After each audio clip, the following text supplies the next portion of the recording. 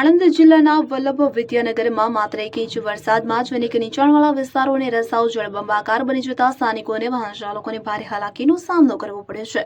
વરસાદી પાણીના નિકાલની યોગ્ય વ્યવસ્થાના અભાવે તંત્રના પ્રી મોન્સૂન કામગીરીના દાવાઓ પોકળ સાબિત થયા હોય તેમ લાગી રહ્યું છે, જેને લઈને લોકોમાં રોષ જોવા મળી રહ્યો છે। અને આ પરિસ્થિતિને ધ્યાને લેતા સ્થાનિકોએ તાત્કાલિક પાણીના નિકાલની માંગણી સાથે દર વર્ષે સર્જાતી આ સમસ્યાના કાયમી ઉકેલ માટે તંત્ર પર દબાણ વધાર્યું છે, જેથી હવે મહાનગરપાલિકા દ્વારા આ દિશામાં કેટલા ઝડપી અને અસરકારક પગલાં લેવાય છે તેના પર સૌ કોઈની નજર મંડરાયેલી છે।